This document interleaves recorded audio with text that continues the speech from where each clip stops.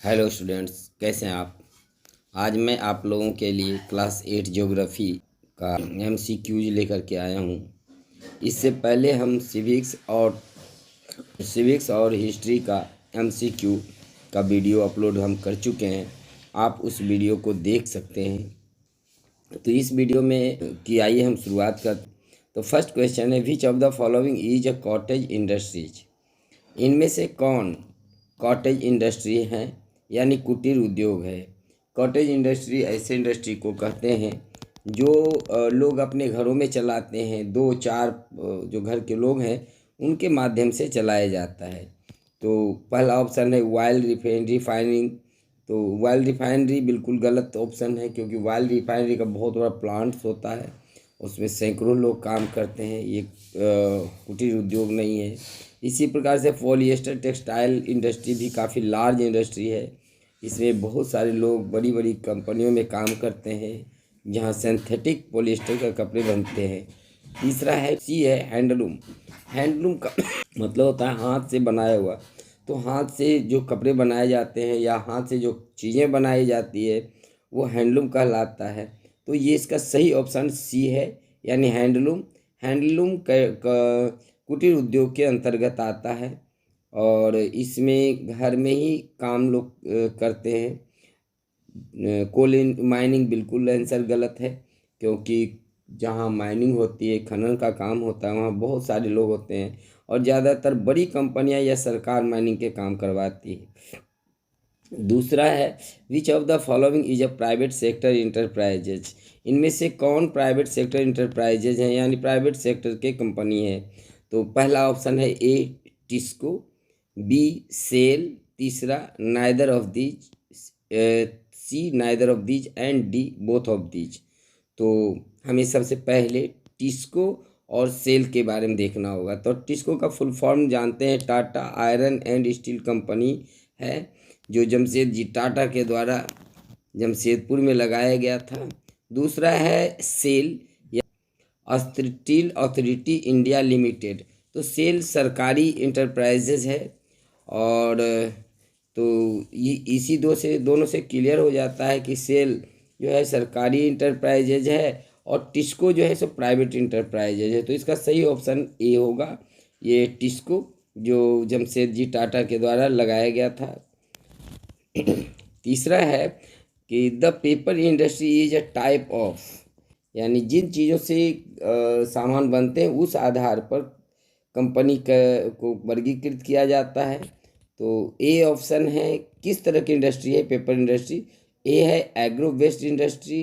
क्या कृषि पर आधारित इंडस्ट्री होता है पेपर इंडस्ट्री? बिल्कुल नहीं, क्योंकि पेपर जो बनाए जाते हैं वो बड़े बड़े पेड़ की लकड़ियों से बनाए जाते हैं।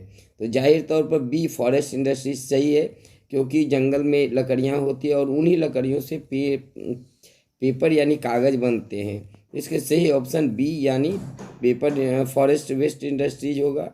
मिनरल वेस्ट इंडस्ट्री बिल्कुल नहीं हो सकता, क्योंकि मिनरल्स का मतलब होता है खनिज जो ज़मीन के अंदर से होता है और उससे कागज़ नहीं बनते। इंजीनियरिंग इंडस्ट्री भी ये नहीं है। तो पेपर इंडस्ट्री का सही ऑप्शन है बी यानी फॉरेस्ट बेस्ड इंडस्ट्री। चौथा है, which of the following is the site of A steel plants. इनमें से कौन स्टील प्लांट्स के साइट हैं, यानी कहाँ कहाँ इनमें से किस जगह पर स्टील बनाए जाते हैं। ए है जमशेदपुर, बी है भिलाई, सी है भद्रावती और डी है ऑल ऑफ दीज। तो इसके सही जवाब हैं ऑल ऑफ दीज, यानी भारत में जमशेदपुर, भिलाई और भद्रावती इन तीनों ही जगहों पर स्टील प्लांट लगे हैं और वहाँ स्टील बनाए जाते हैं। पांचवा क्वेश्चन है, which of the following is a characteristic of the cotton textile industry at Osaka as well as the one at Ahmedabad. तो इनमें से कौन से ऐसे लक्षण है जो अहमदाबाद और ओसाका दोनों ही टेक्सटाइल इंडस्ट्री में उपलब्ध है। आज का वीडियो यहीं तक। थैंक यू, धन्यवाद। तो ए ऑप्शन है use of imported raw material. Raw यानी कच्चे माल का प्रयोग दोनों जगह किया जाता है, बाहर से मंगवा करके। तो हम जानते हैं कि ये गलत ऑप्शन है, क्योंकि अहमदाबाद में रॉ मटेरियल लोकल मिल जाता है, जबकि जापान के ओसाका में रॉ मटेरियल इंपोर्ट किया जाता है बाहर से। तो पहला बिल्कुल गलत है। दूसरा है यूज ऑफ सोफिस्टिकेटेड मशीनरी, यानी परिष्कृत आधुनिक मशीन का प्रयोग। तो जी हाँ, ओसाका में परिष्कृत आधुनिक मशीन का उपयोग होता है, लेकिन अहमदाबाद में अभी भी ट्रेडिशनल मशीन का उपयोग किया जाता है। तो बी भी गलत है। तीसरा है access to the international market, यानी अंतर्राष्ट्रीय बाजार में पहुंच। तो ये आंसर सी सही है, क्योंकि अहमदाबाद के भी कपड़े इंटरनेशनल मार्केट में जाते हैं बिक्री के लिए, जबकि ओसाका भी का भी इंटरनेशनल मार्केट है। तो इसके सही जवाब है सी, यानी all sea access to the international market.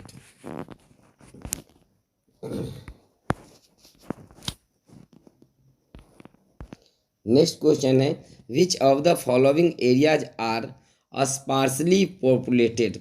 इनमें से कौन से क्षेत्र हैं जहां सबसे कम सघन जनसंख्या पाई जाती है।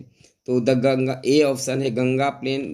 तो गंगा प्लेन तो भारत में पता है कि सबसे ज़्यादा सघन एरिया वाले पॉपुलेशन वाला क्षेत्र है, और यहाँ कहा जा रहा है कि सबसे कम जनसंख्या वाला क्षेत्र स्पार्सली पॉपुलेटेड एरिया की बात की जा रही है।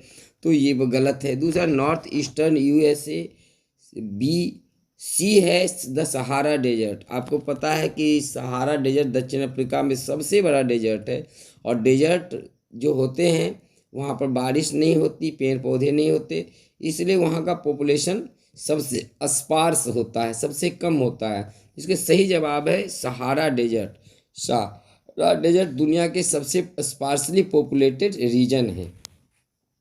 नेक्स्ट क्वेश्चन यानी क्वेश्चन नंबर 8 है आपके लिए, विच of the following effects population change. इनमें से कौन से ऑप्शन हैं जो पॉपुलेशन चेंज को इफेक्ट करते हैं, यानी प्रभावित करते हैं। पहला डेथ रेट, दूसरा है बर्थ रेट, तीसरा है माइग्रेशन। यानी A death rate, B birth rate and C migration, D all of these.